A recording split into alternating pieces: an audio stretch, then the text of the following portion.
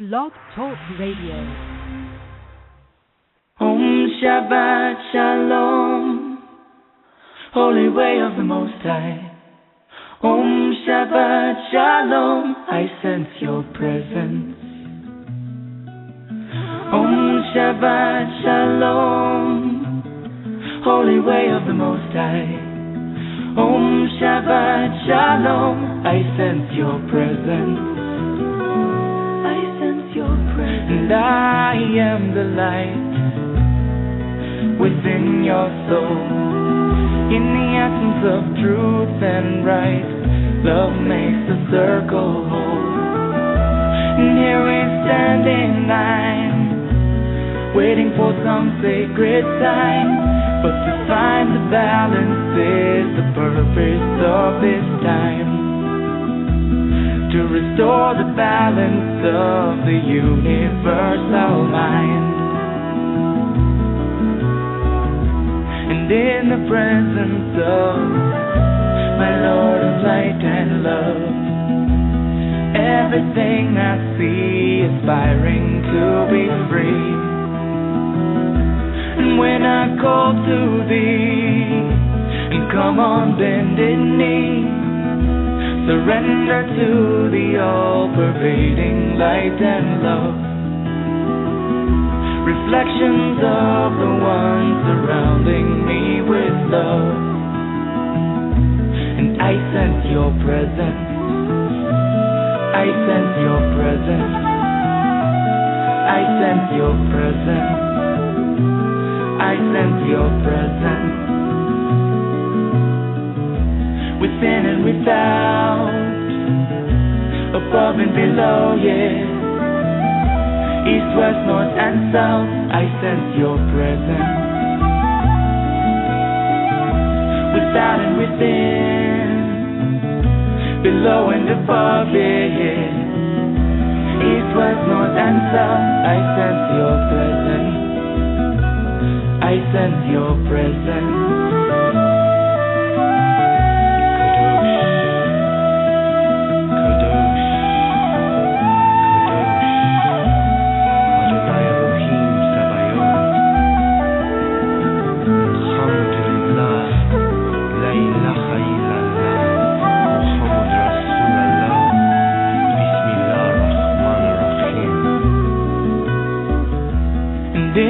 Presence of my Lord of light and love, everything I find in tune with the divine.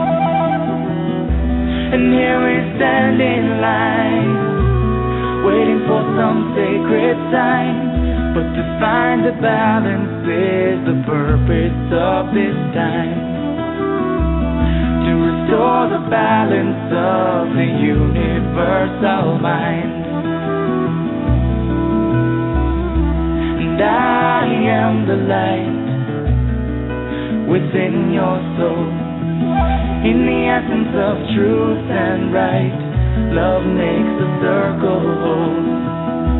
And when I call to thee, and come on bended knee, surrender to the all-pervading light and love. Reflections of the one surrounding me with love. For to find the balance is the purpose of this time. To restore the balance of the universal mind. I sense your presence. I sense your presence. I sense your presence. I sense your presence. Om Shabbat Shalom, Holy Way of the Most High. Om Shabbat Shalom, I sense your presence. Om Shabbat Shalom, Holy Way of the Most High. Om Shabbat Shalom, I sense your presence. Om Shabbat Shalom, Holy Way of the Most High. Om Shabbat sense your presence. Om Shabbat Shalom, holy angel of the Most High. Om Shabbat Shalom, I sense your presence. I sense your presence. Thank you for joining me here tonight on Activating Compassion in the Midnight Hour. My name is Jessie Ann Nichols George, and I am your hostess tonight. The music you were listening to there at the beginning of the show is I Sense Your Presence. It's by Shemshai, a group that I met in the Arizona area when I was living there and was spending some time off and on in the Sedona region, and now they're, of course, traveling all over the world and having a blast and doing their passion, no doubt about that. Welcome back to those that are returning, as well as those that have tuned in here for the very first time tonight. Here at Activating Compassion in the Midnight Hour, I look at the different ways that compassion exists in our lives, how to remove our blocks, resistances, frustrations, and more. Some weeks I'm discussing different aspects of compassion, how it's in our life, how it affects our life, and the different areas of compassion. And then sometimes I've got exercises going on in the shows and practical implementations of this work. And many times I've got guests on the show, which has certainly been the case this year. We've had some fantastic guests here and already lining up another set of fantastic guests coming up for next year as well, and showing how their work complements and fits in with compassion, because it never really is about one thing, is it? It's always about that integration of these different pieces that people are presenting and doing and focusing on, and how they come together in our lives in multiple ways so that we start to see that bigger picture that's happening there. And then also I highlight different musical guests along the way. Of course, Jill Matson was on last week with us, and we were highlighting some different things there. And then we've had Claire Hedin, which came on about a year ago, the end of 2012, and then Stephen Halpern, Peter Cater, both on earlier this year. And if you missed their shows, go ahead and go back into the archives. Jill's musical show was actually earlier in the year, but she was doing some more work with vocals as well last week. And then also in my personal work, I focus on helping people find and use compassion in their everyday lives. I've created the Genesis Clearing Statement, which some of you have experienced on previous shows. And if you missed that, Kevin Baird did a great interview of me working with the statement, and that was last fall. So check around September of 2012 for that in our archives. And then I've also authored 4 books. The most recent are You, Me, Life, Dreams, and its companion workbook, as well as the first 2 I put out, which is Activating Compassion and its companion workbook. And I'm going to tell you about some things that are happening with those books towards the end of the show. I want you to stay tuned for that. In addition, I've created the Compassion Tour, which is a multi-state nationwide tour that includes workshops, retreats, seminars, book signings, and fundraising events. And I'm already working on the tour for 2014. You can follow all of the events to register for the tour at jessieannnicholsgeorge.eventbrite.com, and there's also an option there for gifting the tour. So maybe you can't make it out to the events directly, but you'd like to support me getting out to some of the fundraisers or other things to help get my message out there, and you can gift any amount that you choose to do so for that. Now, just a reminder, if you enjoy the show this evening, you want to make certain you tell your friends and your family, share it out there on the social media network, because I always find that when I share things on my, for example, Facebook page or wherever, it always seems like there's somebody out there that's the message that they need. So I believe in just kind of putting it out there, and you never know whose life you're going to help change as a result of that. Now, they can catch the archives, by the way, right here at the same link, and that's available immediately after the show is over. So then they can catch it, and they're available ongoing. There's no limitation of when they can come back in and listen to it. Now, before we get started, as those of you that have listened to the show before know, I like to start off with a little reading from the 72 Names of God, Technology for the Soul. It's by Yehuda Berg, a very interesting Kabbalah master. And those that have listened, they realize I really like Yehuda's work because it's very much like my own work in the sense that he likes to take the big concepts, put them into everyday language, and get them into ways that we can grasp onto them. And I like to randomly open to see what the message is because, as we always know, it always applies, right? Whatever we need to know, we're going to get. So let's see what Yehuda has for us tonight. And, this is going to be an interesting one. Not one that we normally think about in this way. Okay, and his message tonight, the common word of God in this one, is fertility. Now, sometimes a couple finds it difficult to conceive a child. This name is the spiritual DNA of fertility. And the insight he gives with this is, if we believe erroneously that we are the ultimate source of our abundance, blessings, and miracles, then our lives inevitably become as barren as a desert. Souls become sterile due to inflated self-importance. Giving birth to children, giving birth to new ideas, or giving birth to a business solution all require the divine force of fertility. Fertile minds and fertile bodies bring forth the kinds of miracles and blessings that lead us to fulfillment in the deepest sense. Acknowledging and appreciating this profound truth kickstarts this name and launches it into action. And the meditation that he provides with this is, abundance and fruitfulness fill your being. You are imbued with the power of procreation. You can also meditate upon others who are trying to start a family. And I find it very interesting that this came up right now because we're coming up on a new moon, and the new moon energy actually is really conducive to some of this breaking through and rebirthing and, kind of being procreative in a way. And that really actually kicks in coming up on, I want to say it is December 13th, when we've got a cool little influence that's happening at that time, which is actually a Friday the 13th, believe it or not. And the influences that are happening at that time are all about bringing out the feminine power of creation.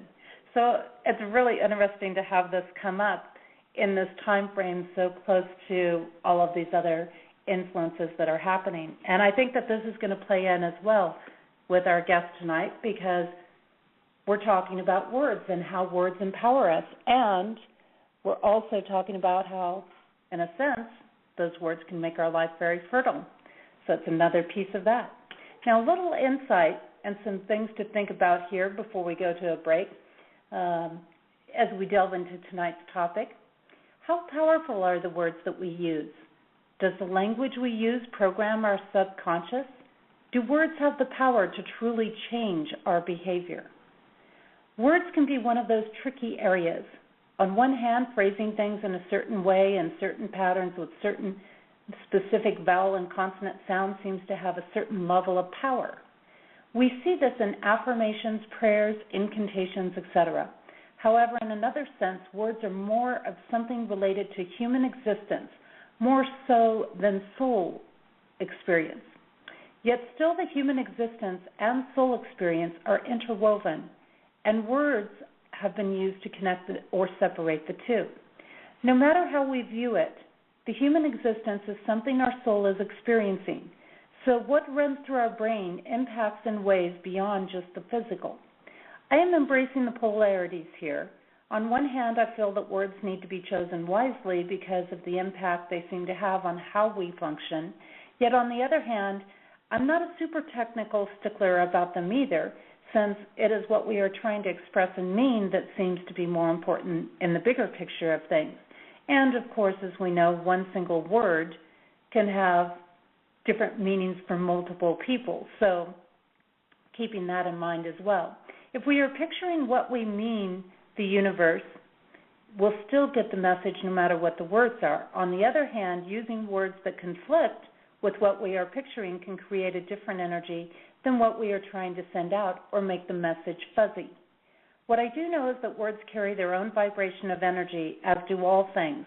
They can be deduced to numbers which carry vibrational energies. They are used to help our brains transform the mental understanding of something into more spiritual process, and also the spiritual process into the mental understanding. Our brain, like a computer, is a great translator of things. The level it processes at would put anything electronic to seem like a mere microcosm of its capabilities, even if all of the computer and processing equipment in the world were able to be combined together. This is why we can literally evoke the power of God with mere words, which is why they can do so much more than just hurt feelings or heal, and why NLP, or neuro-linguistic programming, has grown in popularity with the increasing spiritual development on our planet. When we look at the different components of words, there is so much more than a mere word itself. Kate Ellis has learned the power of positive word games for self-empowerment. In her work, she helps people in all areas of life and has this to say: language programs our subconscious, which directs us to successfully achieve our desires, or if used negatively, to possibly limit our goals. Words are powerful tools, and used properly will enhance self-esteem and sets you up on a course for success in every area of your life.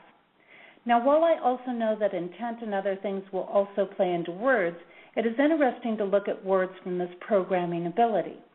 I think of all of the money that is spent on weight loss products, stress-reducing products, things to help you build your finances or to be successful, and then I think of how simple words could make the deeper transformations to allow these things to be more lasting in our life. Let's face it, marketing has been using the power of words to influence us for ages. Political figures have been using them to control or influence people for quite some time as well. Many products are termed smart smartphones, smart cars, and many of these also have aspects to control us. With all this external programming, it is important to know how to do our own programming to remain connected with our higher, true soul self.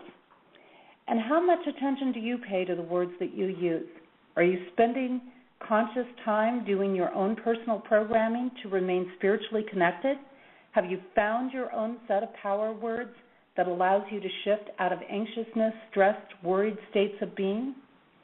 This week, our guest focuses on a component of compassion that is related to the aspect in my books of no more pain. This reminds us that as we grow, develop, and go through life, that we don't have to suffer through it, that we can help ourselves and others in a way that is enjoyable. I'm going to take a short break, and when I return, I'm going to have Kate Ellis with us, and she will be sharing her work in word empowerment. The song I've got for you during our break tonight is called Dreaming with Wings, also known as Freedom, Freedom. It's by Claire Hedin. And again, Claire was on at the very last show in December of last year. If you'd like to check out more of her music and her work, you can do so at www.clairehedin.com. That's CLAREHEDIN.com. We'll be back in just a couple of minutes.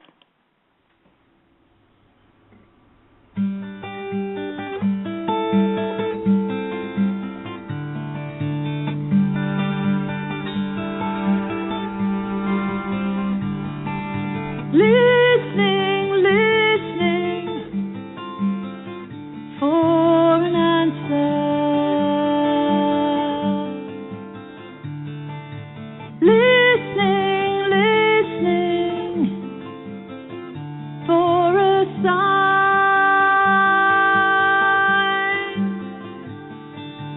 Traveling to the future.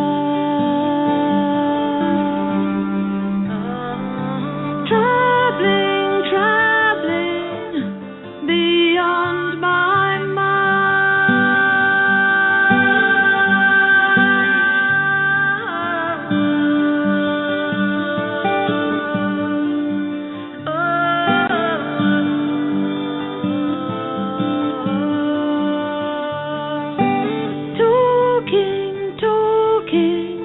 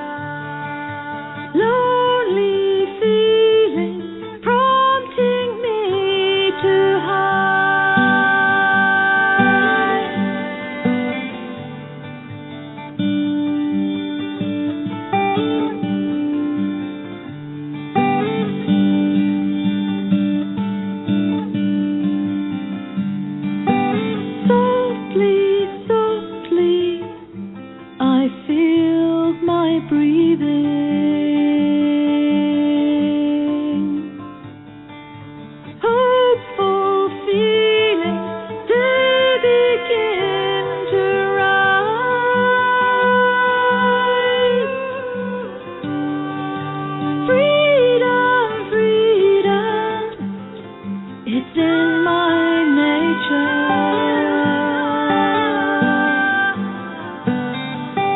Freedom, freedom, coming home to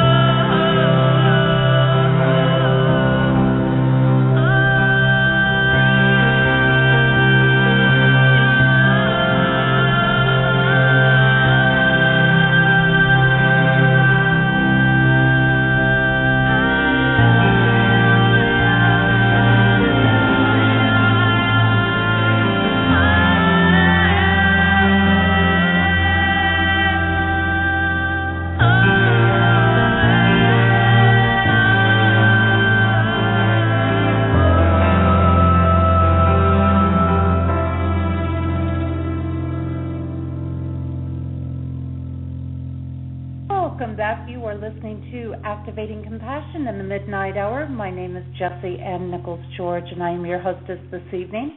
You were just listening to a song by Claire Hedin, and that is called Dreaming with Wings, also known as Freedom, Freedom.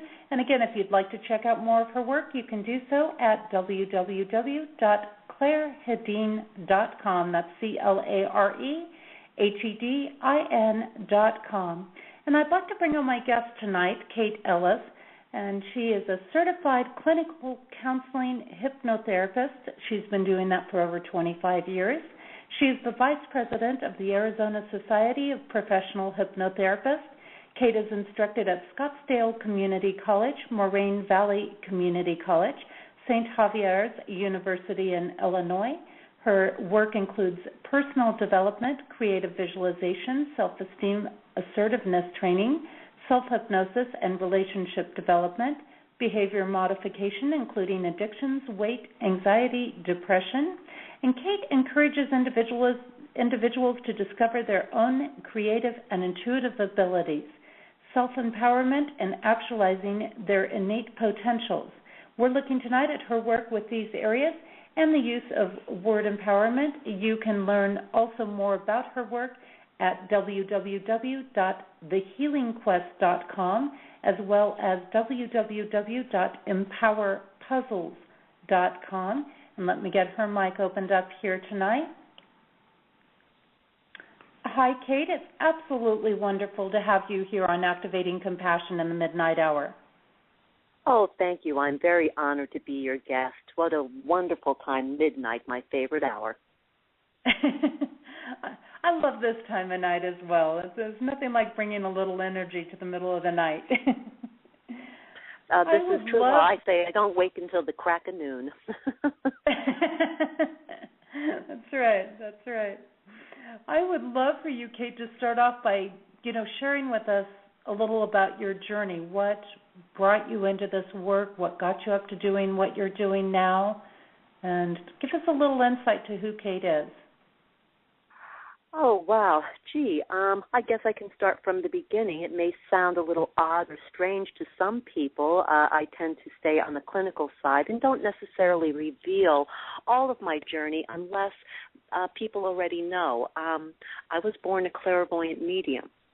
And I was really amazed on information that I would give people or talking to people who have passed over and giving information, how they would be so happy and then turn around and just deny the experience ever happened. And this was quite curious to me. And it was about the age of 11 that I realized that other people truly did not have access to the different levels of information that I was. I have a very scientific bent of my brain, and so I began studying every ology under the sun, from archaeology, geology, anthropology, psychology, medicine, neurology, and, again, everything under the sun. And that led me into medicine, which I had made a career in, as well as in psychology, where I had discovered hypnotherapy and how awesome this particular methodology is for quickly accessing core or root issues of people with whatever they have. My practice specializes in anxiety disorders, and that's kind of a large spectrum. But I help people who have deal with anxiety and panic attacks. Anxiety and panic attacks are one of the worst things a human being can truly experience. I say it's something that you wouldn't wish on your worst enemy, only a child molester, the worst of the worst. And I found that I had a special talent or ability in understanding psychology and hypnotherapy in correcting the disorder. I currently have actually an educational initiative for the medical and mental health communities because currently or traditionally they've only dealt with management of anxiety issues or anxiety panic attacks. Now, some doctors, and one of the things that kind of horrifies me is that traditional regular PCs or your general doctor, 80% of them are managing anxiety and depressive issues, and they're doing it with medications. Now, I am a fan of medications. If I have something that I can't get rid of naturally, I'm going to take an antibiotic, or if I break a bone, I'm going to see an orthopedist, or if I need surgery, I'm certainly going to see a surgeon. So I embrace both Western and Eastern, all sorts of modalities of medicine. However, for some reason, the mainstream has not realized or understood that anxiety panic attacks are totally correctable. In the over 24 years I have been in practice, I have yet to meet a client who's come to my office within the 3 sessions that I did not help them correct their anxiety panic attack. That's amazing. So it's real. Yeah, it is actually. It's very amazing, and what's really intriguing is if you look at the statistics, 117 million Americans suffer with one form of anxiety or panic attack. Often people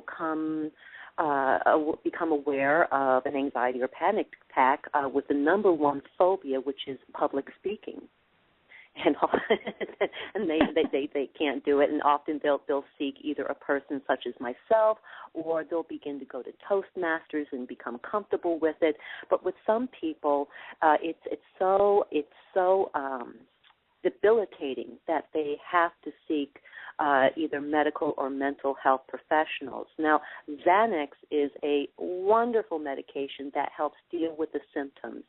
I'm a person, I deal with the symptoms, but not only that, we correct it at the subconscious level where it's at.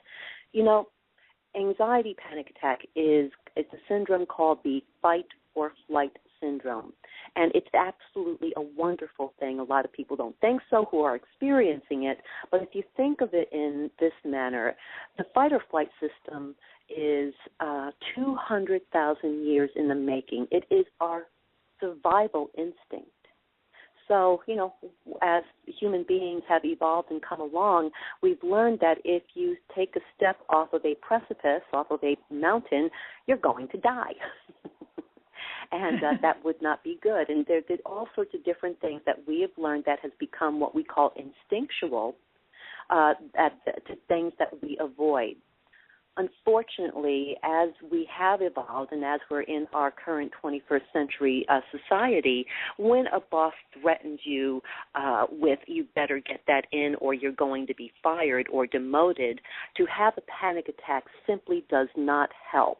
However, the evolution of our instincts, survival, right? I mean, if you're fired, how are you going to pay your mortgage or your rent or feed your children, and all the different consequences of losing your job, especially in today's economy. It's, we hold on to that job as though it's very precious. I think that's true, and I think that is an increasing thing, and I'm looking forward to delving even more into this whole stress factor further into the show, because I think this right. is something I think this go is ahead, I'm listening. I think this is something that's definitely surfacing up for a lot of people, And like you say, it's probably one of the worst feelings there is, because I remember going through a period of waking up daily every morning with anxiety attacks. Yes, again, like I said, you wouldn't wish it on your worst enemy, because, I mean, the symptoms, again, this is very powerful instincts that are welling up. And for a lot of people, I mean, it really feels as though you are dying. And a lot of people will end up at a hospital or their doctors, and at the hospital they'll do all the proper tests, which I'm an advocate for, because there could be something else going on. Excuse me. But when they finally get down to the point, oh, you're just having an anxiety or panic attack, yes, then they will put you on different medications. And if a person is very unfortunate, they'll be put on anti-anxiety or antidepressants, SSRI, and uptake inhibitors. Psychotropic medications, which radically change the brain chemistry. And what it does, in essence, is it masks the symptoms. It doesn't correct the symptoms. And this is what I am working on, the educational initiative for the medical and mental health communities, is that this is correctable, that if you're going to give a medication to a client, give them something such as a Valium or Xanax, just to help them get through until they see a specialist.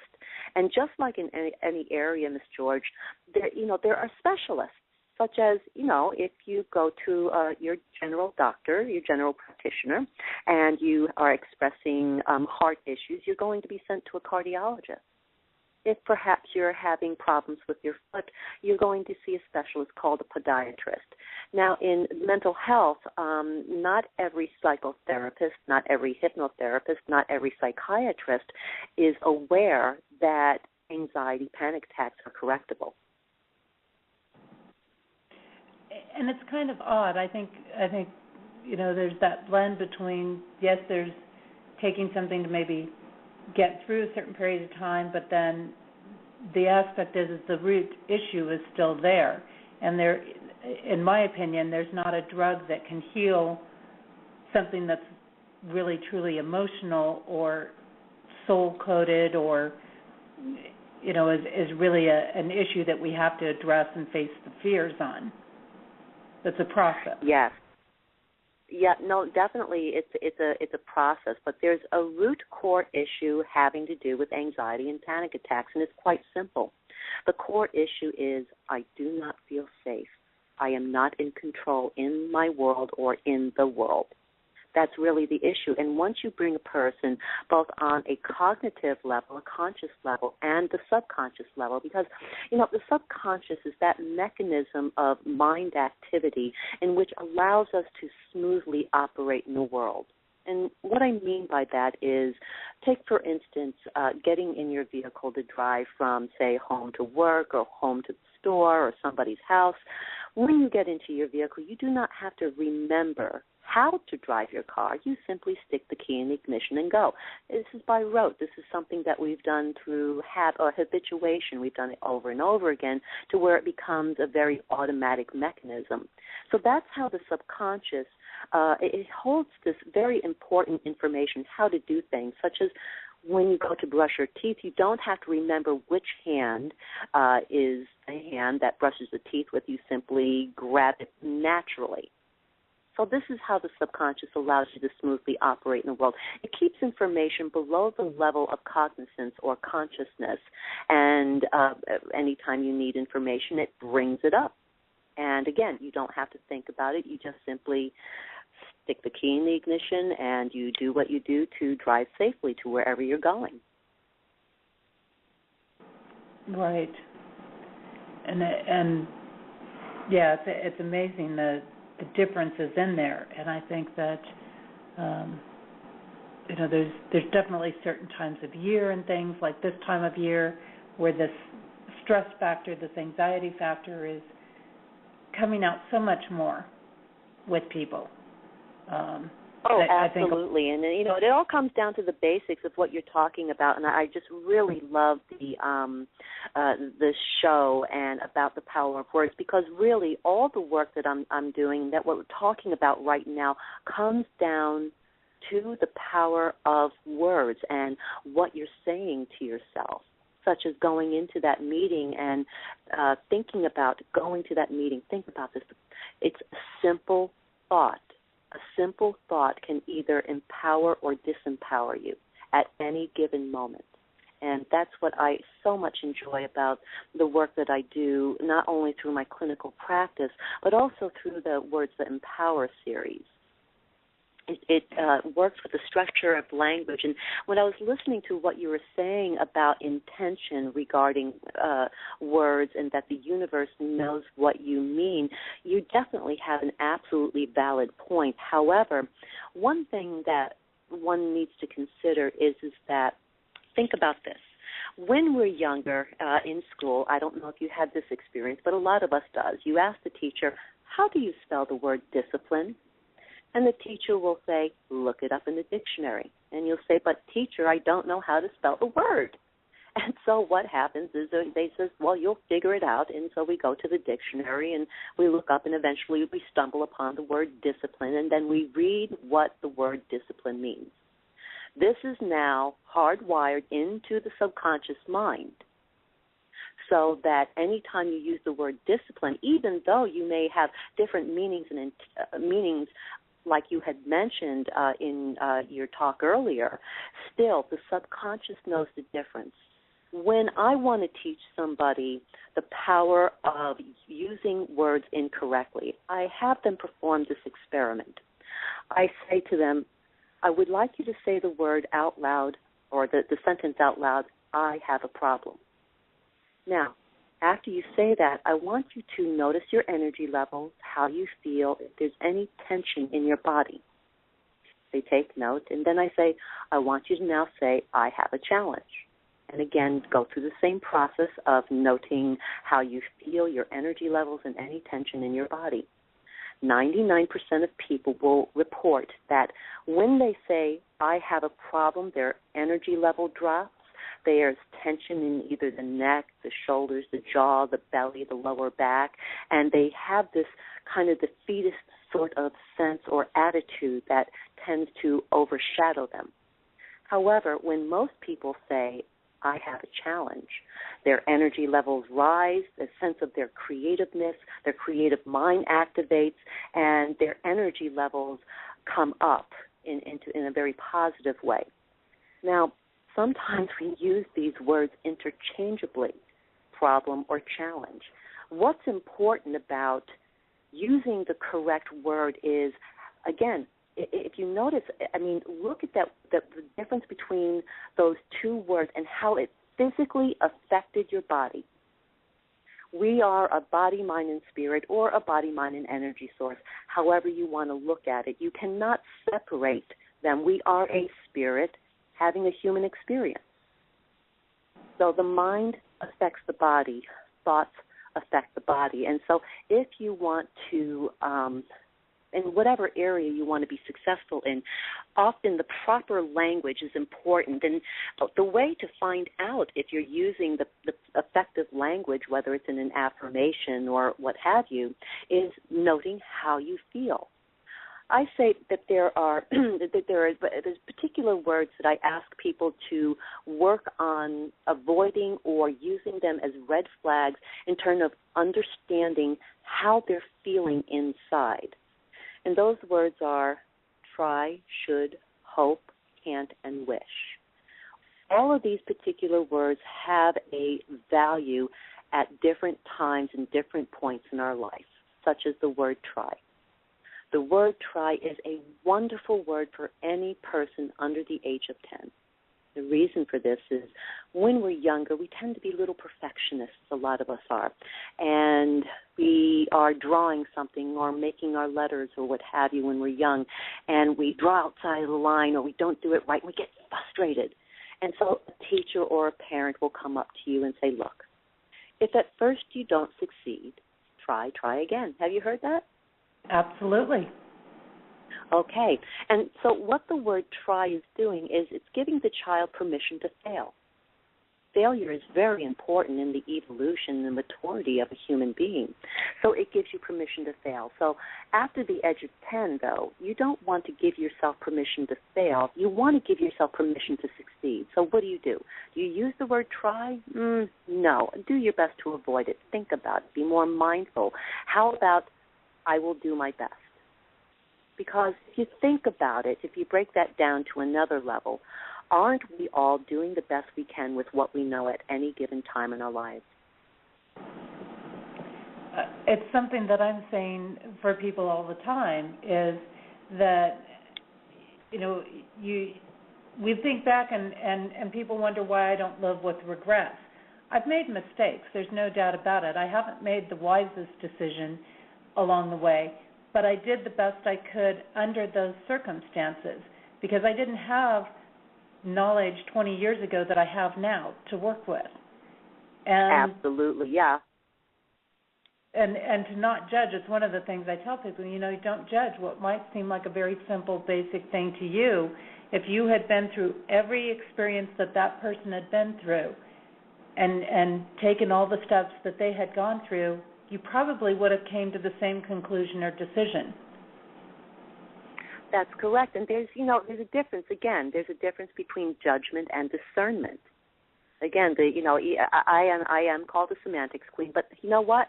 Words and language are the tools that I use in my office, and when you understand how you're using them to either empower or disempower you, you generally will not forget. So again, the word try is good for anybody under 10 years old. So I say use that as a red flag. When you say, I'm going to try to do this, try to do that, that gives you an opportunity to step back and to take a look at what you really mean and what you really intend, and to pay attention to that.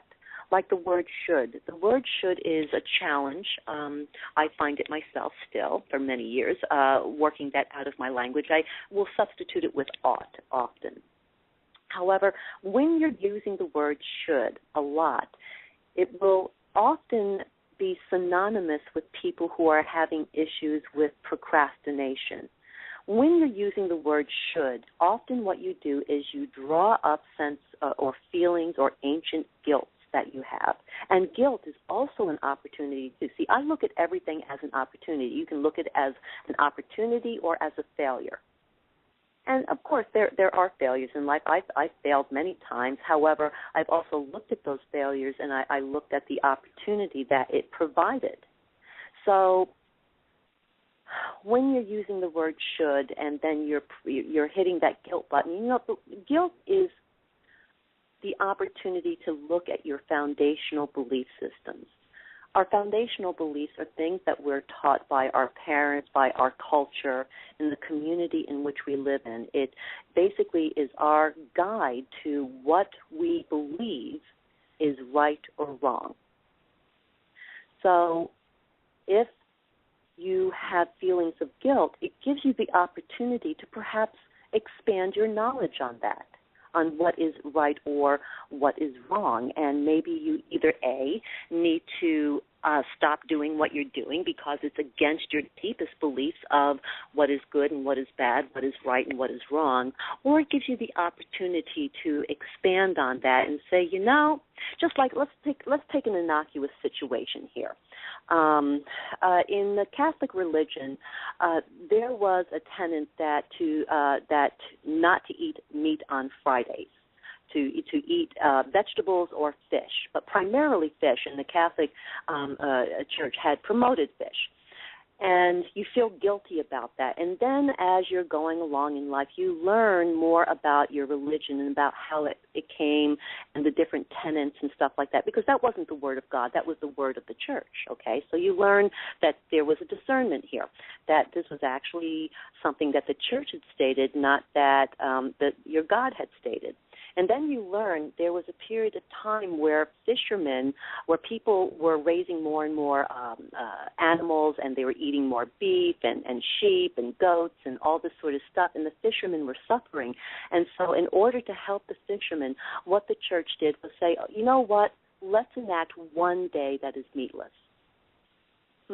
Gives you a completely different perspective on that. You haven't created a sin or a mortal sin.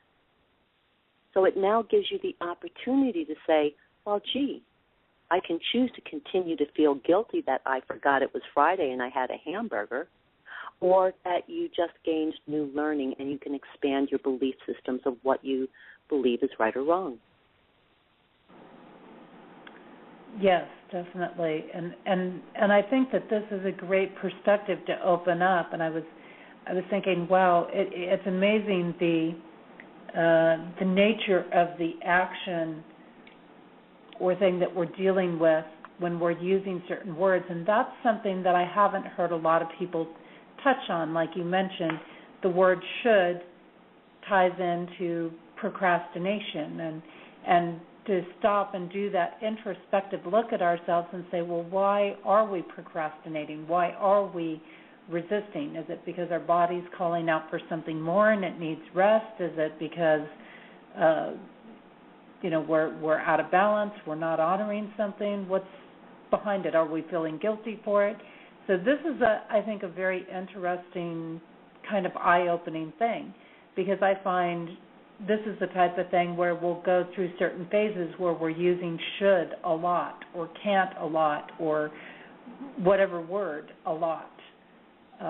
Right, and I when people say the word can't, I ask them, okay, be mindful. Either are you saying I can't because you absolutely cannot do something, or you won't?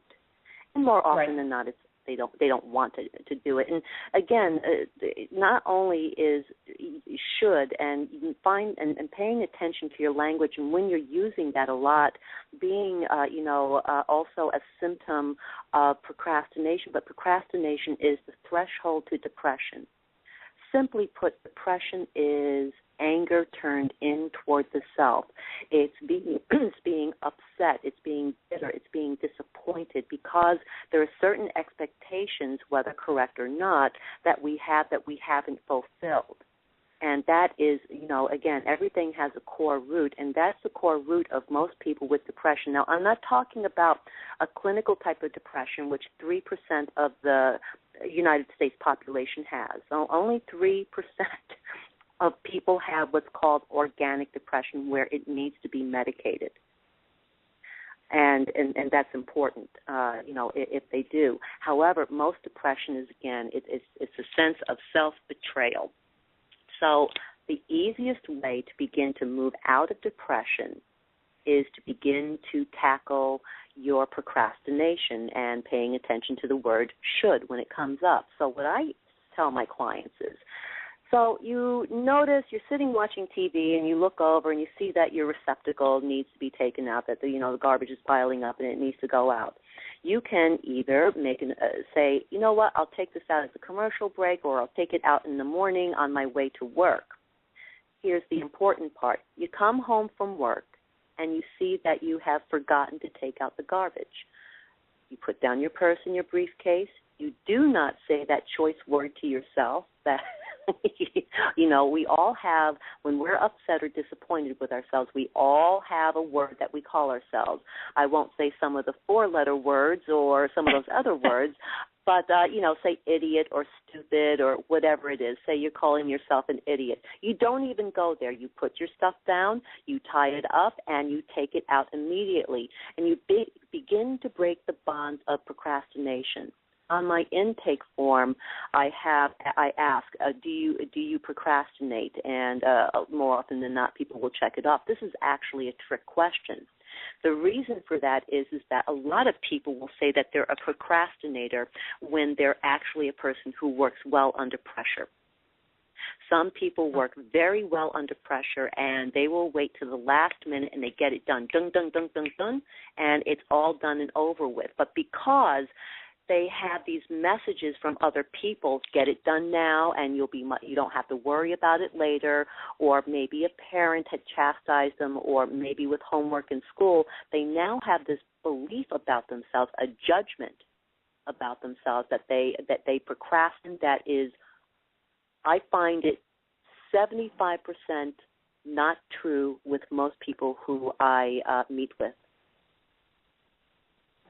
I like think the idea of your show in terms of compassion, because really compassion starts within. You must be compassionate with yourself. You know, we have a relationship with ourselves just like we have with other people. So when somebody disappoints you, say you have a friend who calls you up and says, you know, it's been a long time since we've seen each other.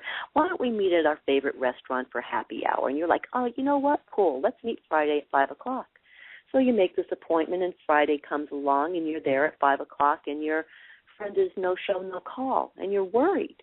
And eventually you get in contact with each other, and they're like, oh, I'm so sorry. There was a late meeting and I had to go. Let me make it up to you. Let's meet next Friday at 5 o'clock, and I'm buying the drinks. And you're relieved, and you're like, okay, cool. I'm glad everything's okay. And so you're waiting, and then next Friday comes along, and your friend is again no show, no call.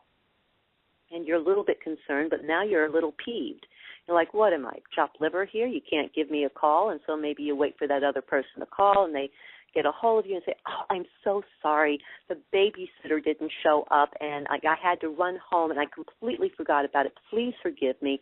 Look, let's meet next Friday, and not only am I buying the drinks, but I'll get the lobster. You get the lobster. I'm buying the whole thing. And you're like, okay, somewhat relieved, but still a little upset that they didn't reach out and call you sooner, and you spent an hour maybe waiting at the restaurant. So now the week is going on, and you're starting to wonder, should I call them, remind them? And you're thinking, well, wait a minute, they're, old enough to know better. And so you now doubt going to happen next Friday. The same thing with the self. If you state that you're going to do something and then you don't follow through, you begin to break down the bonds of self-trust, just like you did with that friend. And just like that friend, it will probably take a year for that person to follow through on their word in order for you to feel comfortable again that you can trust what this person says to you is true, in fact. And the same thing within ourselves. We have to build those bonds of trust, and the easiest way to do that, and not to second-guess yourself and to move out of a place called depression or anxiety, is to follow through on your word and to pay attention to what you're saying to yourself. You have to ask yourself, if what I say to myself was said to me by somebody I care about or somebody I love, would that hurt? Would that hurt my feelings, or would they possibly get a bloody nose? Interesting. So we have that relationship with ourselves, and quite frankly, we're our own best friends. And so you have to make peace within the self, follow through on your word, be compassionate with yourself. You mentioned earlier that you've made mistakes. All of us have made mistakes, but I like to hyphenate that word, mistake, because often it really is a mistake, a miscommunication or a confusion, something we didn't quite readily understand. And to have compassion for yourself and realize that, again, you are a spirit having a human experience, and that even at certain levels of our being, we are perfect, whole, and complete. The human part of us is in a state of evolution. We're moving and maturing through this life. Yeah, and it is, and it's interesting when we start to break some of the words down, how they can really pop out at us or shift our things. And I don't often use the word mistake, because I guess there's a aspect of me that feels like nothing's truly a mistake. Correct. It's all helping me grow and develop and open and learn. And I oftentimes will say I've had a lot of learning experiences along the way. But that's because you're compassionate with yourself. You've learned how to be compassionate with yourself and realize you're a human becoming. You're in a process. You're not static. You're not, in some sort of form of completion. A lot of people will, say, yeah, you're so, smart or wise or what have you. I'm like, yeah, well, if I was so smart or wise, I would burst into a ball of fire or light and I'd exit this universe. So all of us are in a state of of evolution. I'll keep that in mind when I get ready to exit. There you go. I'm going to go out with a real flame. Yeah, I have found, which is interesting, the medium part of me is that I have yet spoke to a dead person who did not realize that it was their time to go, no matter how old they were. I think that's a interesting aspect, because I think, it does, and it's interesting if we relate some of that to, like, language and our subconscious, and there's a whole language that goes on within us that we know these different things. We know when the time is there. We know when it's happening, and no matter what our ego wants to do, we know. And true, even if this is true, but it's for those who are left behind, who are carrying the pain and saying, why now? It's too soon, especially if it's a child. I mean, it's not something that anybody wishes any parent to go through. But I have just spoken to so many levels of spirits who have different reasons for coming into this world. You may or may not agree with this. This is just something that I've learned, and it may or may not be true. However, I've learned from speaking to spirit and to guides and stuff like that, everybody has chosen to come here for their own reasons. One, they have a reason. There's something that they want to experience. And, Richard Bach wrote a wonderful book years ago called Illusions, Adventures of a Reluctant Messiah, and it's a great book. It's a novel, a short novel. It's one of those you read in an afternoon sort of deal. But he so beautifully explains in that book, why would somebody choose to be born to, say, alcoholic parents, or choose to go through certain experiences? And it's so beautifully explained, so easily in a fictionalized sort of form. It's absolutely wonderful. And this is actually something that I've experienced myself in communicating with people who have passed, that, we choose the time, the place, the parents, which is often an agreement amongst spirits that we wanted to have this experience together. But you know what? There's another side to this.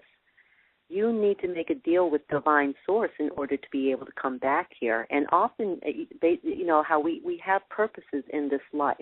Everybody has a purpose in this life. And often we don't know what that is, especially the purpose that we make a deal with divine source.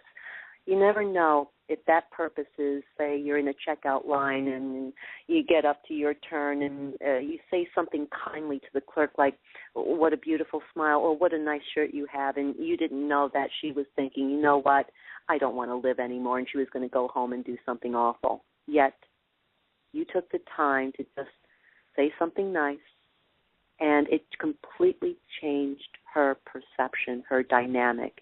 It gave her pause to think differently. It is amazing, these small gestures. I actually talk about some of those types of things in my book, Activating Compassion, of how we don't oftentimes get to see that bigger result or picture or cascading event, and going ahead and doing that kind action anyways, whether we're going to see the result or not, literally does change lives, and it really does save lives. And I must say, the experiences that I've had in life has allowed me also to develop my compassion. When I was married a lifetime ago, my husband had, previous to our marriage, had injured several discs.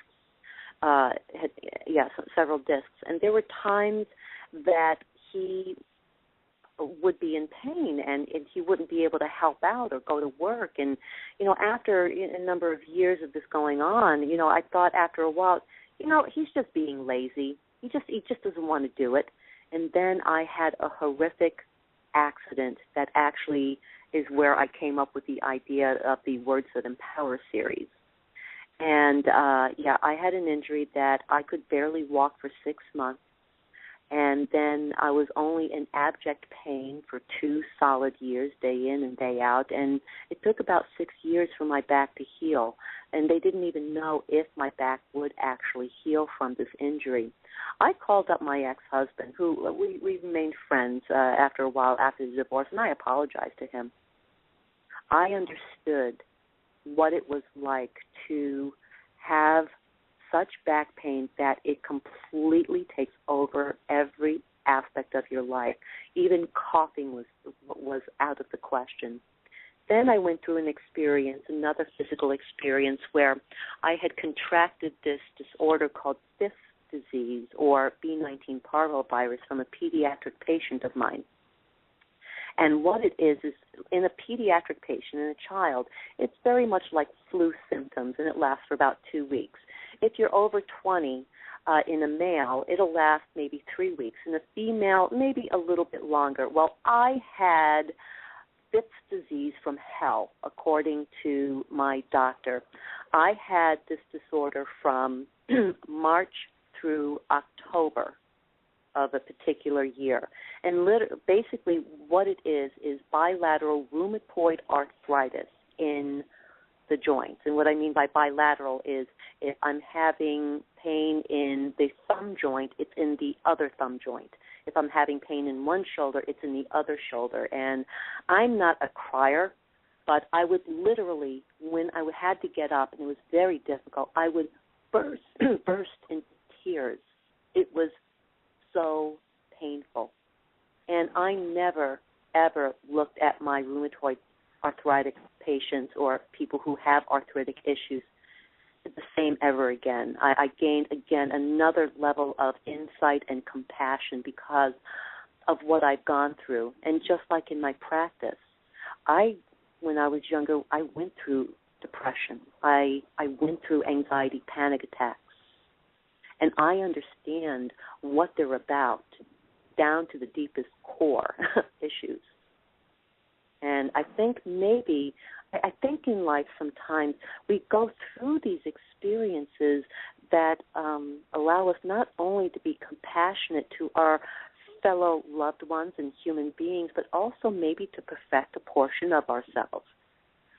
I don't know if I would be as good as a counselor and hypnotherapist if perhaps I did not go through those experiences. I think there is some of that, especially those that are drawn to the healing fields. And you do bring up an aspect of sometimes when we're discounting what somebody's doing and we don't realize, and then at some point we end up having an experience that really brings that lesson home. And I know that I have gone back to people in my past and said, I am so sorry, I have taken that opportunity. I think it's a gracious thing to do, especially, if there were tensions or maybe misunderstandings, to at least take that opportunity. It may or may not heal a relationship or a rift if there was one, but at least it was stated. And as I say, that gesture, that act is an act of forgiveness, and it's about forgiving yourself first and foremost, as well as forgiving the other person. And it really helps give you the freedom to move on. Now, you did bring up your program, Kate, Words That Empower, and I would love for you to share more about what that program is all about. Well, as I mentioned, I had developed that. It kind of came in one of those light bulb moments when I was healing from that horrific back injury that I had. And one day I'm sitting down doing a word search puzzle, one of my favorite puzzles. You don't have to think, you just kind of do. So I'm doing these word search puzzles, believe it or not, on these deciduous trees of North America. And so I'm going oak, maple, sugar maple, and all this sort of stuff. And it just occurred to me, gee, what if word search puzzles could be used as a teaching tool, because I remembered when I was a kid, when I was young and I was learning language, that my teacher would give me word search puzzles, and I would learn how to spell and, all this sort of stuff. And just this light bulb moment had come where I'm like, wait a minute. And I could use my background in psychology, hypnotherapy, neurolinguistic programming, and all this sort of stuff, and I designed that within the puzzles. And basically, what they are is a word search puzzle format, and I use that because a lot of our tapes and our learning are done in childhood. Basically, we're programmed by the age of 4 years old. So I use that to touch the inner child of a person. The word list is very unique. It's not a single word. They're word lines, actually, that I have in there. And what they are is properly created affirmations.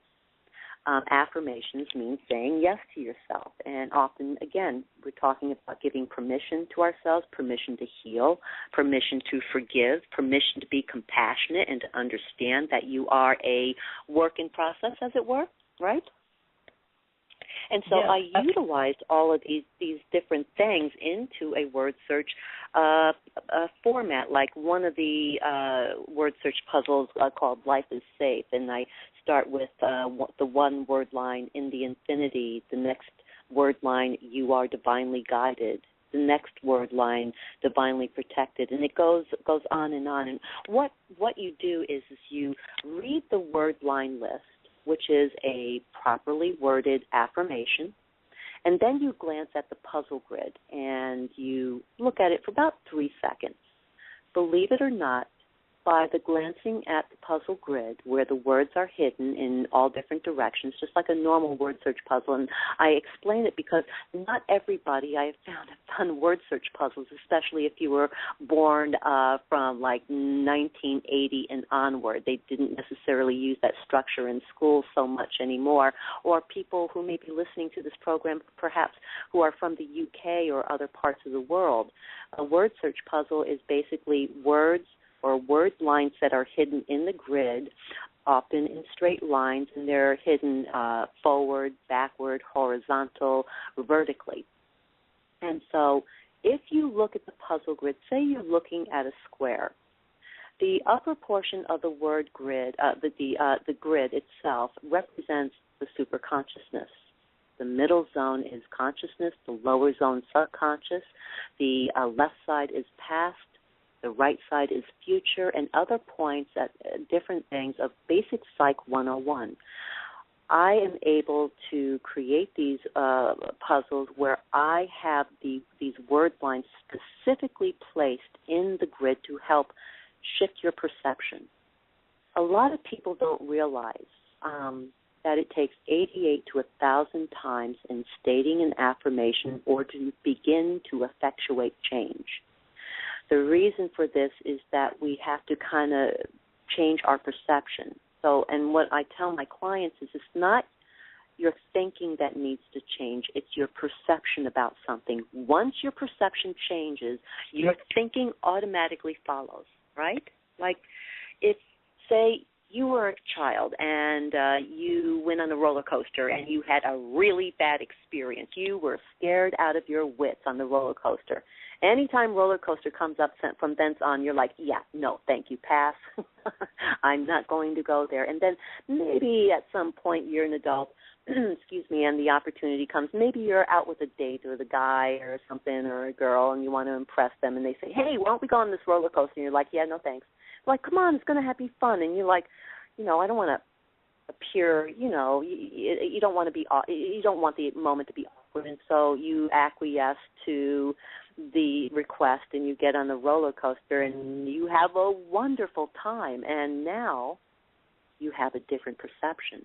You now have a choice to continue to view a roller coaster as an evil entity and something that you would never engage upon, or something that could be fun and adventurous. We have these scales, and if you look at one end of the scale, it being fear, and the other end of that same scale being excitement, you make a decision and a choice of how you're going to perceive something. So when you change your perception, your thinking automatically follows. I think that's really interesting, and we do have these shifts in perception, and it does tremendously. It's kind of like in what I read earlier at the beginning of the show too, is you can take the same word, roller coaster in your example, and it's got multiple perceptions there. People kind of give it different meanings. That's a scary thing. That's a enjoyable thing. That's a fun thing. And there definitely are those shifts. Oh, right, and that's a matter of experience. I ask people. A lot of people will stay stuck because they cling to a story. I was raped. I was brutalized. Mean words were said to me, or whatever it may be that keeps you stuck in the past. And I ask them. I says, a lot of people don't remember when they learned what hot was. And they look at me askance and like, what do you mean? I says, do you remember how old you were when you learned what hot was? And most people will say no, unless they had some sort of horrific experience, and often that's actually related to them by family members.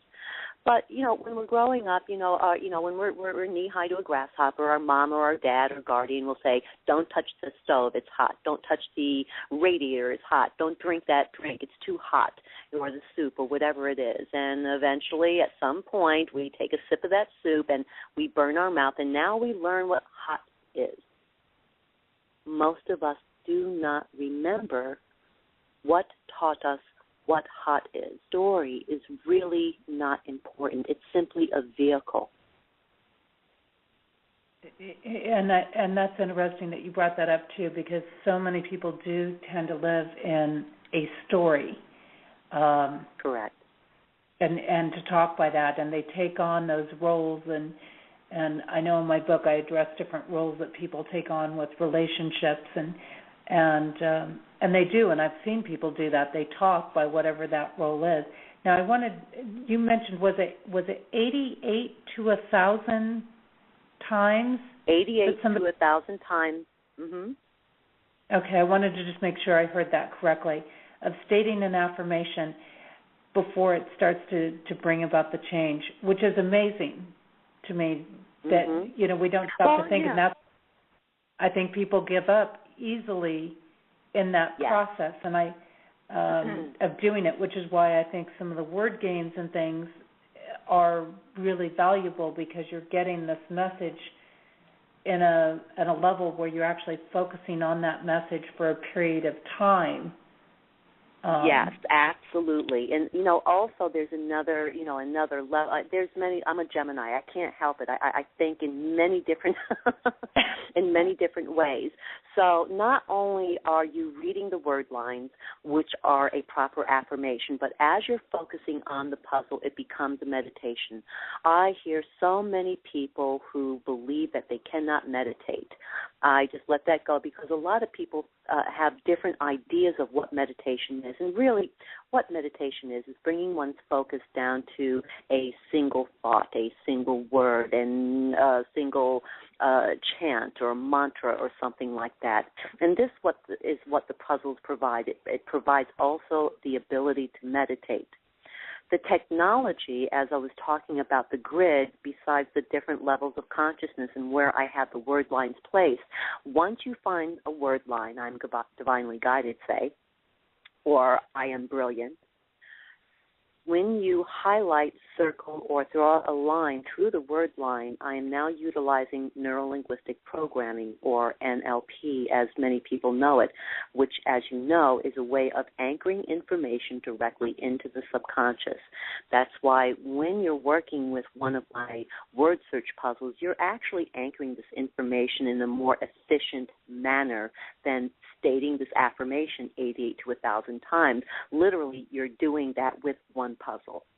Now, I'm not saying that it's a magic wand and boop and everything's changed, but it helps you shift your perception so that you can make the changes and the shifts in your life that you want. And this is going to be kind of a good transition into some stuff for you, too. When I was in college, I used to have severe test anxiety to the point that it put me on the probation list. I knew the information, just couldn't get it out. And I started doing meditation and visualization work, which I was very much into at that time, and learned how to relax my mind, because I learned, well, it only takes pretty much 1 to 3 times of reading this information or putting it in there for it to be in my mind. So if it's in my mind, that in that little amount of time, I just need to be able to recall it. It's just the anxiety, the stress is not allowing the information to be recalled into the conscious. And so I started doing visualization before I'd go in for my test. Well, I went from the probation list to the dean's list in 1 semester doing that. And where I'm going with that story is that through the puzzle games, what I see is that anytime we can make something fun, then our mind is going to become more receptive. You're going to drop the stress and you're going to drop the anxiety, and therefore it's going to be much easier for that message to enter our mind than even if we're sitting down concentrating saying, I'm going to repeat this affirmation 88 times. Right. Absolutely, yeah. Learning can be fun. I mean, learning comes in many different forms. But yes, it's a fun manner and format in which to do something, which is very intriguing, especially us Americans. We have this work ethic where we got to work, and it's got to be challenging and difficult. And sometimes it's difficult to wrap one's mind around that. You know what? You can learn something, and it can be an enjoyable experience. We're so busy being productive 80 hours a week or whatever it is, we think if we're not doing something that it holds no value. But I say to you, okay, you stop sleeping for a week. There is value in doing nothing or what appears to be nothing. Right. Yes, we need that 8 hours of sleep in order for our brains to refresh and reset. There's different levels of sleep that we go through. The first level of sleep is processing. And what happens is that your brain is literally processing information. It is similar to a computer getting rid of data that you are aware of that you don't need to pay attention, that you don't need to retain, such as you're sitting at a restaurant and there's a window in front of you and there's all these cars going down the street. Your subconscious knows how many cars have gone down the street, how many people were talking on the cell phone, the color of the car, how many people were in the car, and it's not important data that we need to retain. So what happens is the brain will begin deleting this innocuous information that we don't care about. Also, during this first layer of sleep, we are putting information into what I call temporary files.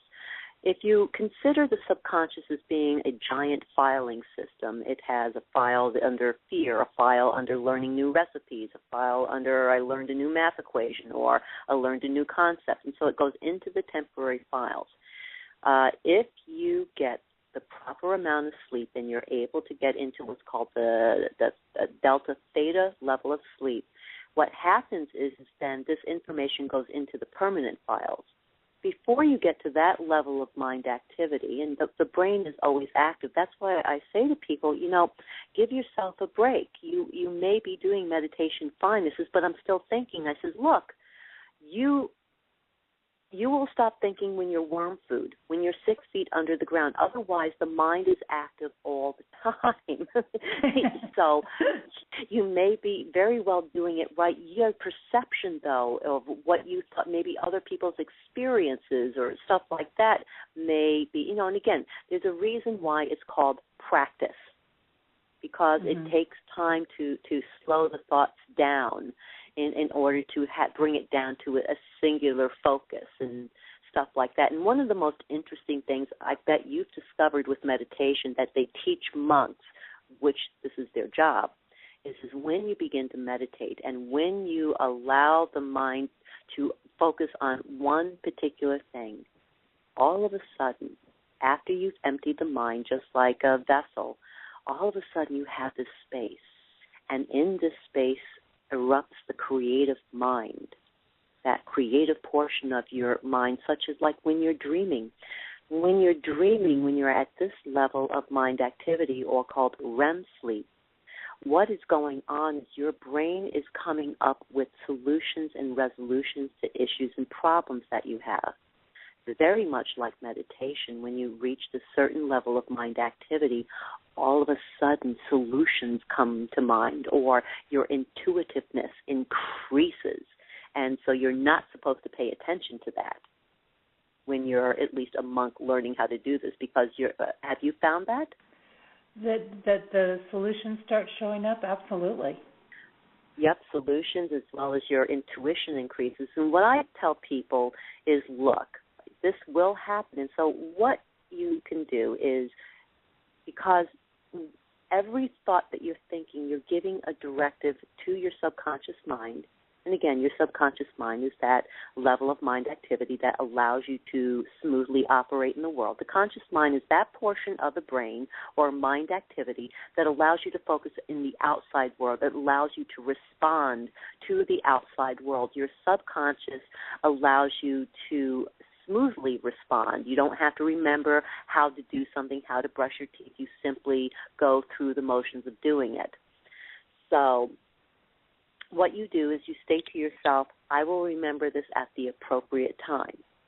So you've now given a directive to your subconscious mind, and it will allow you to remember this material or information at the appropriate time, and so you can let it go and get back into your practice of meditation.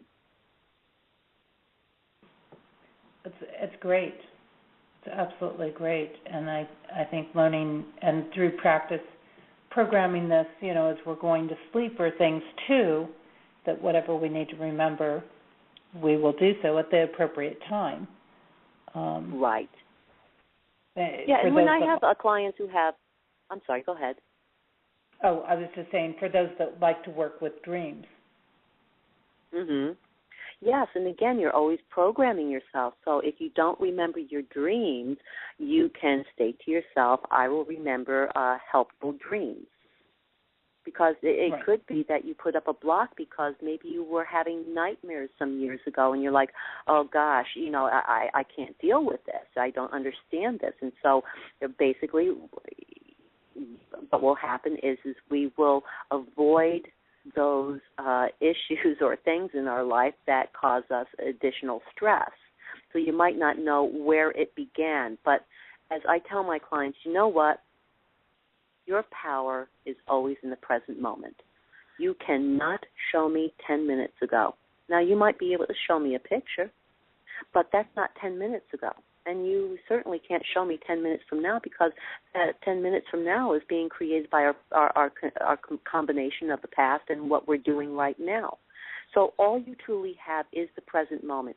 And it's a beautiful thing about life in that we can always make new decisions and new choices in the here and now. You don't have to flagellate yourself, that you've done something wrong, or, oh, shoot, I didn't want to, over drink again, or I didn't want to cut myself again, or I didn't want to do this or that. I deal with all sorts of clients. I'm like, you know what? That was in the past. You can make a new decision now. And that's where your power is always, in the present moment.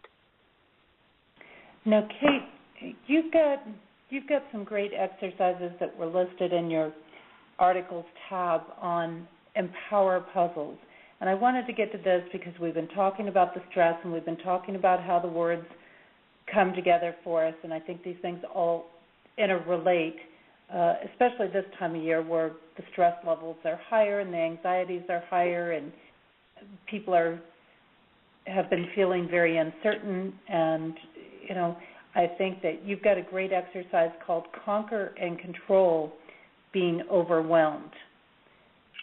And I would love for you to lead us through that and give people this experience so they have something here that, especially in these times where it can get a little chaotic this year, or it can get a little stressful with the turning of another year, or there's so many things that come up, right? Holidays are a time we remember people that have passed on, and that can be stressful, or there's tensions being around family, or whatever the situation is for people right now. I think this would be a great one to go through. I was looking through the articles on the Healing Quest website, and I didn't see exactly that particular one. Now, I do have the Eye of the Storm. I do have the reset button technique with that. So that one, I looked, and I couldn't quite find it. I wasn't quite sure what it was. But let's talk about Eye of the Storm in terms of being overwhelmed with a lot of things going on. And, it just may sound counterintuitive, but bear with me for a moment. Eye of the Storm is where you're doing a physical type of exercise, mental and physical exercise, where you imagine with every sense that you had, meaning all the five senses, your internal visualization, your taste, touch, sight, sounds, all this sort of stuff. And you imagine that you are in a tornado or a hurricane, and you imagine this stuff all circulating around you, and things are coming at you, and you're ducking, and you're moving, and all this sort of stuff, and the feelings of being, I'm not safe and being overwhelmed. And then what I suggest is you take 2 steps forward and imagine that you are in the eye of a storm, like in the eye of a hurricane, where it is calm. And you see all of these things that are around you, and they're still there. They haven't gone away. However, in the center, you are calm and you are safe. And then you imagine that the eye of the storm, you look up and there's a blue sky and the sun shining, and you imagine that the storm is beginning to start to be, the eye is becoming larger and larger and larger, and the winds have died down until the storm completely dissipates, and you're again under blue sky and the sunny sky and all this sort of stuff. And basically what you're doing is that one of the things that people don't understand that us hypnotherapists do is that the conscious mind speaks in language and words. The subconscious mind speaks in pictures and symbols. And like you were talking about your meditative practice, you use visualization techniques. That's because the subconscious mind does not know the difference between something that you are remembering or something that you're visualizing, such as thinking about a vacation that you're going to go on or a wonderful experience or something like that. It doesn't have the ability to make that discernment. So if you visualize and use as many senses as possible to think of an experience, your subconscious will operate as though this is true and move you in that dynamic. And the same thing with this particular exercise, the eye of the storm. Even though, again, you're saying, well, wait a minute, I don't want these feelings. The thing is that you can't deny that these feelings are there. Also, that you can also control your perception and how you're going to respond. That's, we were talking about words and language there, and I asked people, I said, tell me what the word responsibility means. And I get a slew of all sorts of different things. Oh, I'm obligated to do this or that, or I have to do A, B, and C, and all these sorts of things. And I'll tell them, no, that's not really what responsibility means. If you look it up in the dictionary, the word responsibility simply means the ability to respond. Nothing more, nothing less. But we layer all these different things on top of it, which are not necessarily true. But the thing is that your subconscious knows what that word actually means because we learned it when we were younger.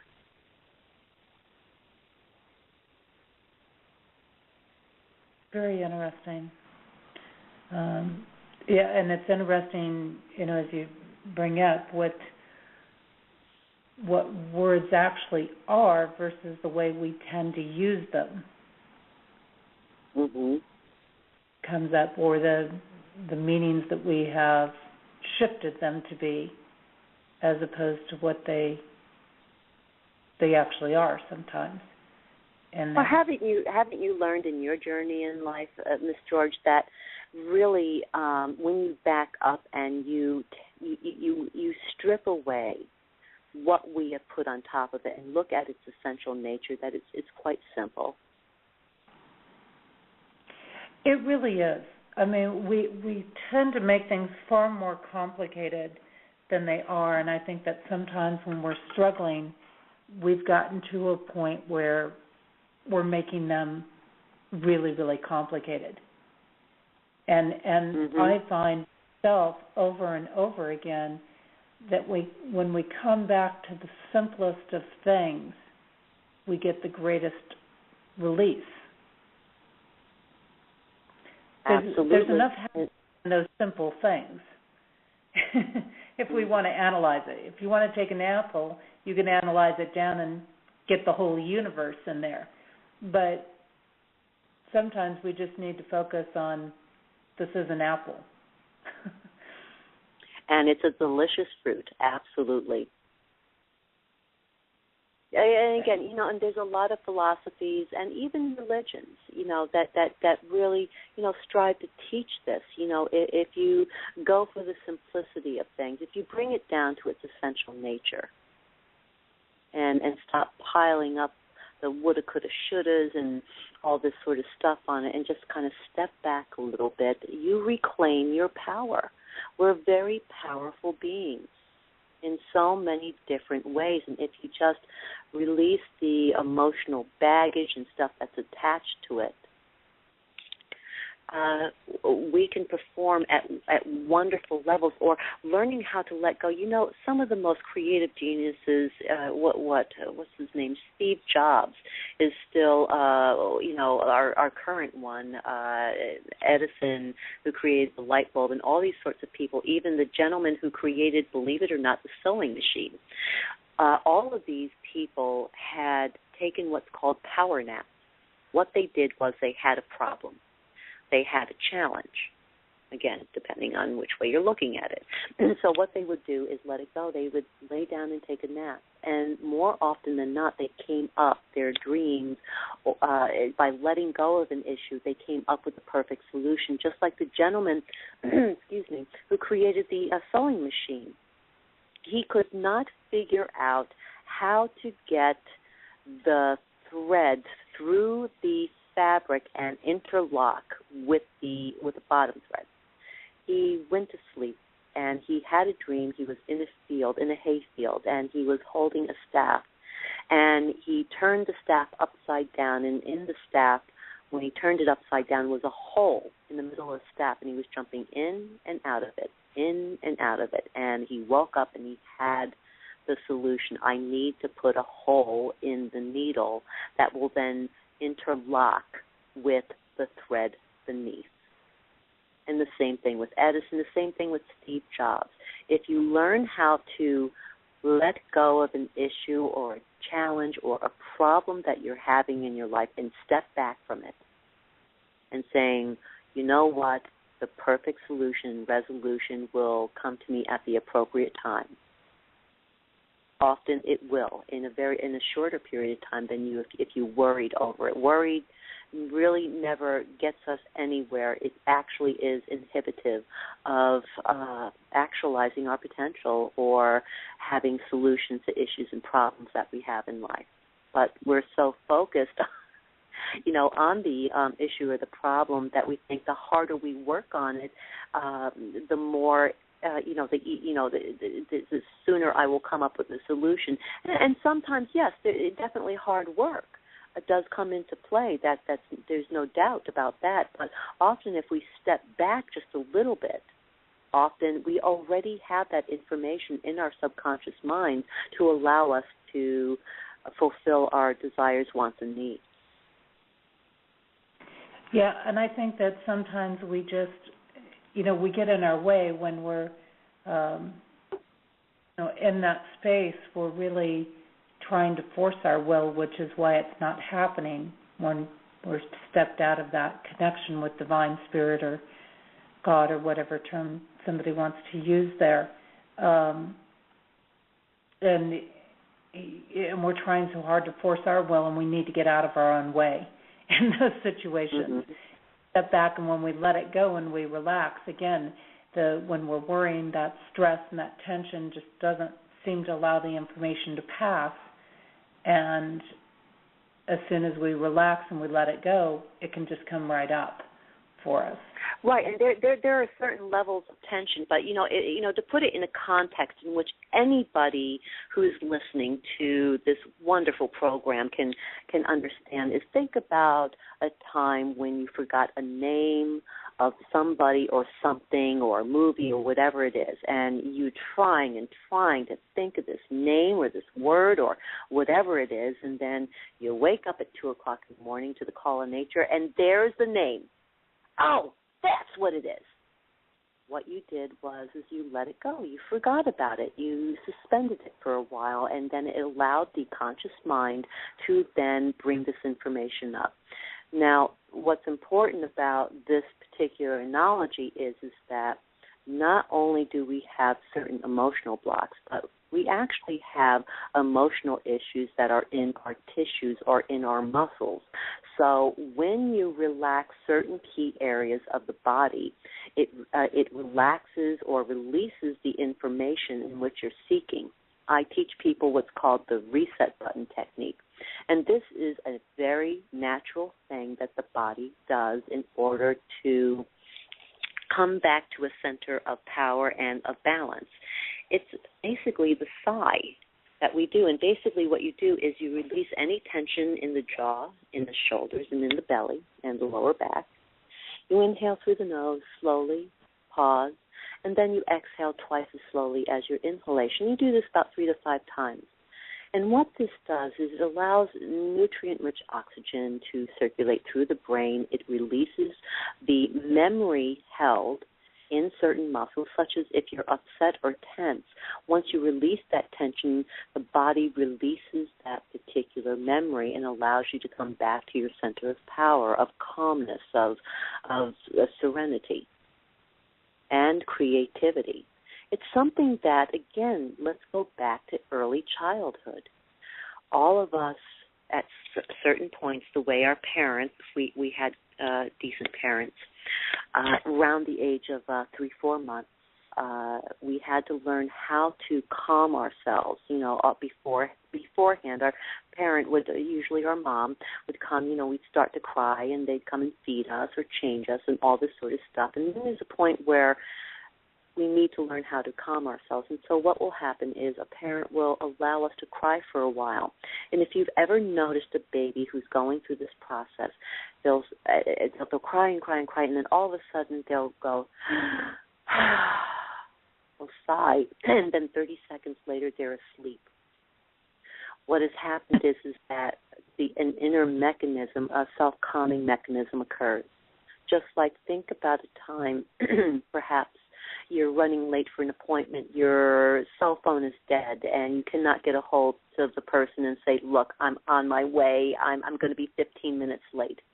And there you are, you're running late, and you're stuck in traffic or some other situation or circumstances prohibitive of you reaching that appointment in time.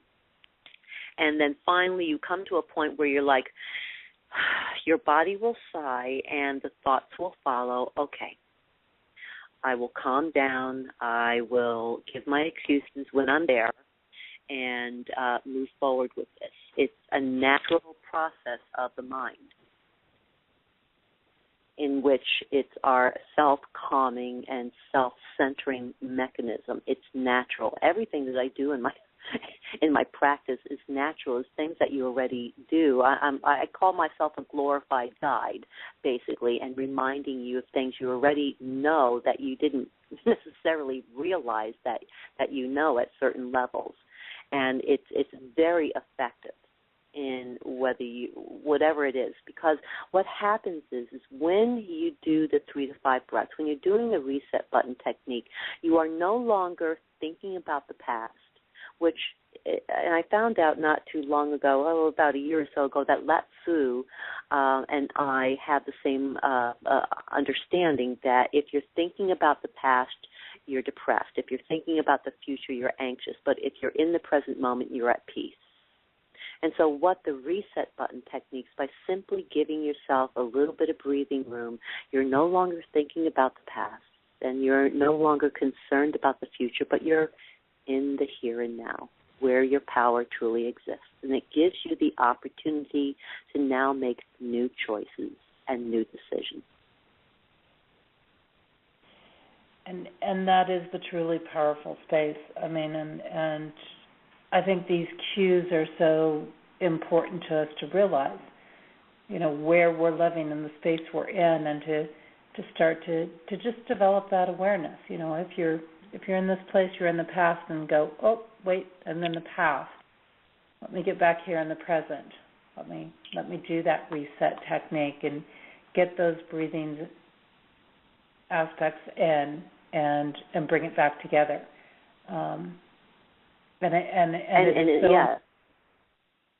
It's so important to opening these doors and doing things. And I want to remind people, Kate, that these exercises that we were talking about, they are on the articles tab of the empowerpuzzles.com, and also to remind people that they can go on there and you have some free puzzles that they can work on that side as well, that they can check out and enjoy and play around with, and check out more of your work there. And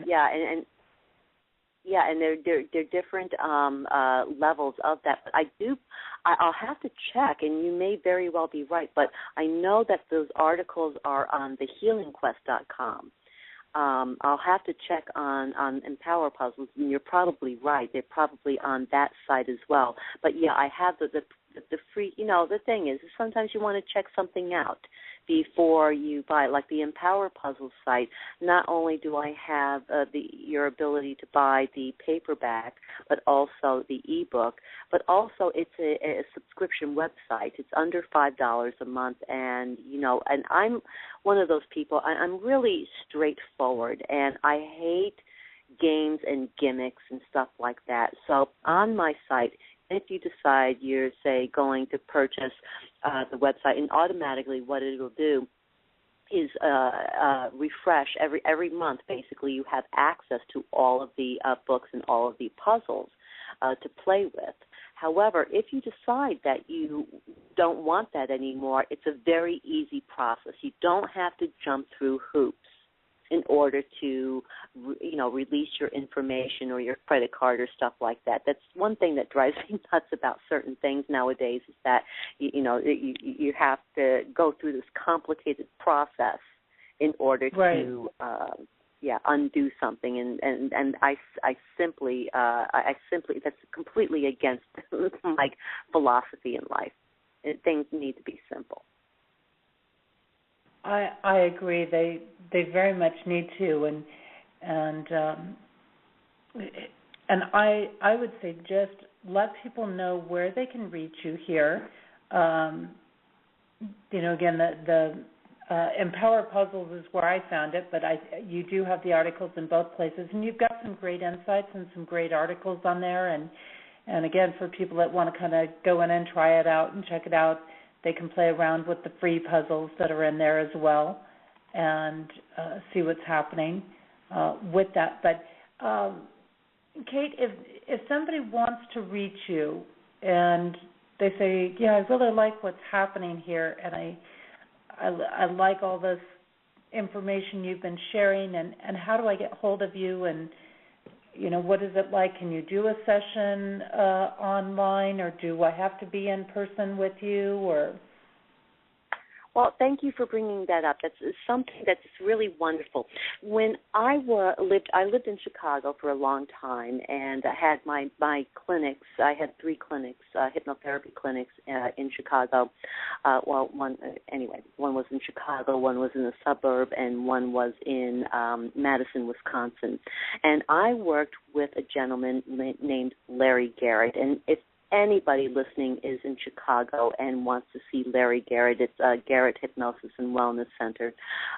He is absolutely wonderful, but he developed what's called electronic hypnosis, which a lot of hypnotherapists and hypnotists use nowadays. And what electronic hypnosis is you'll do an orientation face-to-face with the hypnotherapist, and then they bring you to a small private room with a comfy chair and a blanket, a video monitor up in the corner, and headphones, and then do the session that way.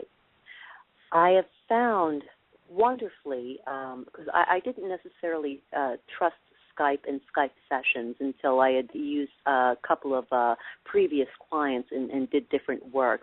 And I realized it's the same thing as electronic hypnosis. So not only can I see people in my private practice in Scottsdale, Arizona, face-to-face, but also I utilize Skype in order to work with people basically around the globe. I have a client that I help correct her 20-year anxiety panic disorder.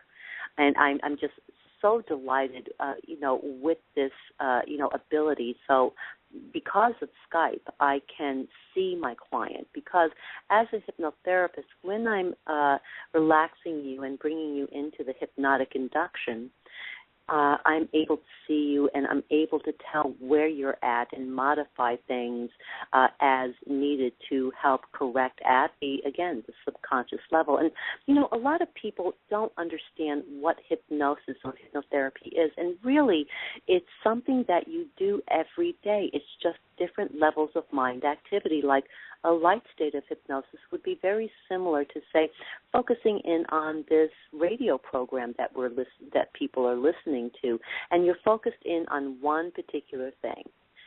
Or if, say, you're watching a TV program and you're really into it, you're focused on that one thing. You're still aware of the environment around you, but you really don't care.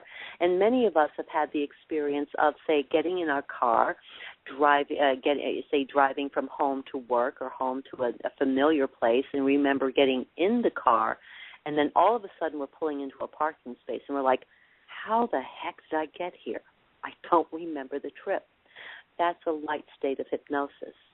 A medium state of hypnosis would be akin to, say, waking up in the morning and you're still dreaming a little bit, and maybe you're aware of the environment, maybe somebody walking around in another room or the birds outside, and you're so relaxed you don't know where the bed ends and you begin. That's a medium state of hypnosis.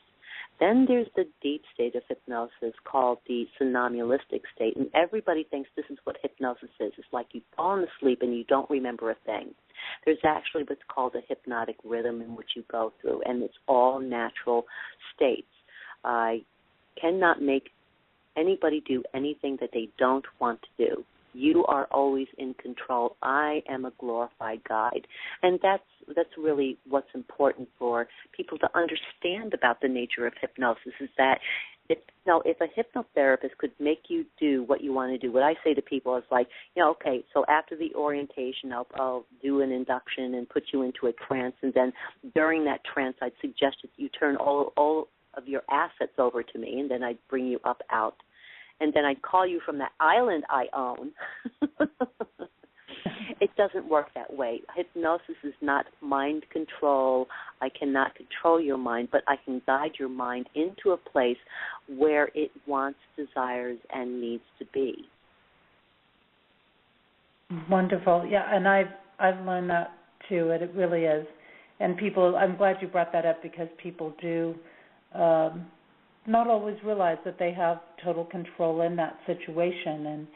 And Kate, I really want to thank you for being on with us tonight and being here with us. And again, I encourage people to go to both of your websites. We have one of them listed at the bottom of the show description, which is thehealingquest.com, and then the other one, which is empowerpuzzles.com. And you'll find out more information there on her work, on what she's doing and how to reach her and how to contact her, and lots of great stuff going on. So thank you so much, Kate, for being here with us. Oh, thank you. Yeah, and you can just go to the contact form on either one of them and shoot me an email, and I will get it. And, I'd be happy to help you out with anything that I can. And thank you so much for the opportunity. What a wonderful show you have. Thank you. Again, it's been an absolute pleasure to have you here. Same here. I really appreciate the different points you brought up. Thank you so much, Kate. Next week here on Activating Compassion in the Midnight Hour, I have Jack Ellis coming on. He's going to be doing and sharing his work in Finding Your True Magic, and that is dealing with finding your loving and successful self. Again, my books on relationships have been released, and actually I'd like to share with you some of the specials that are going on for December, because I have some really great things that are happening this month. The December special is my books Activating Compassion and the companion workbook, Activating Compassion, the workbook, are actually available right now for $4.99 each in paperback. They're regularly $12.99, and they're available for $1.99 each in ebook, and they're regularly $9.99 each. You can go ahead and go on to my website, just right on the main page, JessieAnnNicholsGeorge1.com, and you'll see where to click for that, and it will give you the promotional codes and to use for the different links, and you'll be able to access that as well. Now, another thing that I have going on this month is that I am working with Live and Let Live Farm Rescue, and some of you, if you've been listening to the show for a while, you will remember Teresa Paradis with that show. And Teresa did some amazing work, and you can always go back and listen to the interview that I did with her, which was, gosh, I want to say September, the very end of September last year, maybe, right in that time frame.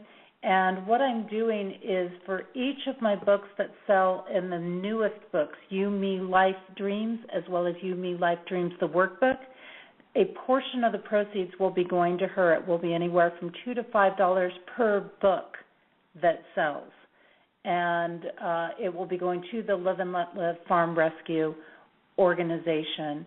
And so I highly encourage that if you need a great gift. That's the new books based on relationships. Makes a great gift for yourself or for somebody else. And, again, part of that is going to then go on to Live and Let Live for the amazing work that they are doing there in their organization. So I encourage you to keep that open as a possibility when you're shopping this holiday season, and it's a gift that keeps on giving, as they say. It's going to help a lot of different people on these things. And, again, I've got online courses going on. You can check those out. And the Compassion Tour is in motion again. You can stay on top of different things there, both through my website and through the event site that I have, JessieAnnNicholsGeorge.eventbrite.com. If you want to check out the workshops, you can even get those as the recorded course. You can do that through learnatlive.com/invite/JessieAnnNicholsGeorge. And I want to remind you that we've got several shows here on Main Street Universe throughout the week. Sunday nights we have Darren Bouquet, who is a reader at Madame Laveau in New Orleans, doing spiritual insights. Monday nights is Kevin Baird walking on the sidewalk with his Horizon Oracle Journeys deck. That's a deck he himself created, and you can learn more about that deck at templeofgaia.com. Tuesdays, Susan Weed is sharing her work in herbs and natural plants. Wednesday nights is our flagship show, and that's with Daniel, Janice, and Brett, and that's called Main Street Universe. So you can check out all of those different shows. Of course, Friday nights, right here, we have Activating Compassion in the Midnight Hour. And I want to say thank you so much for being here tonight. I really look forward to seeing you back here next week as we delve more into Activating Compassion. My name is Jessie Ann Nichols George, and don't forget, if you've enjoyed the show this evening, make sure that you share it with others. It's going to be available at this same link in our archives, and you can find those as well on my website. I'm going to leave you tonight with a song, again, by Shemshai, titled Yearning For, also known as Over and Over. Thank you so much. I look forward to seeing you again next week, right here on Activating Compassion in the Midnight Hour. May you enjoy the rest of your weekend and have an amazing week. And if I could see what makes me blind, I would soar to the edge of my mind, and to touch what seems unreal, just to show you the way that I feel. And we are in time with time, one with season of tune with the tune, caught in a balance of sun and moon.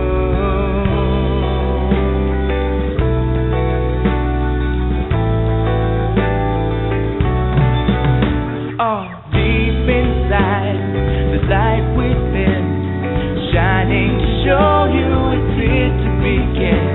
When all I have is all I need, I will soar to the edge of eternity, and we see it eye to eye, one within love to be for the divine, and we're walking hand in hand, caught in the balance of God and man.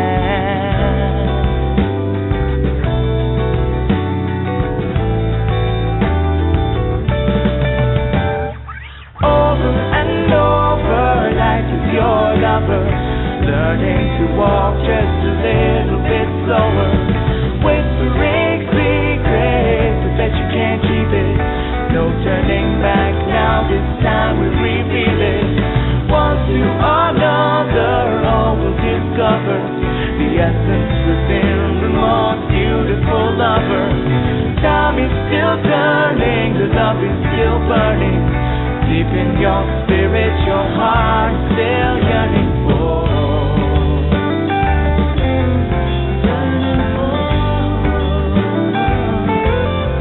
Yearning for.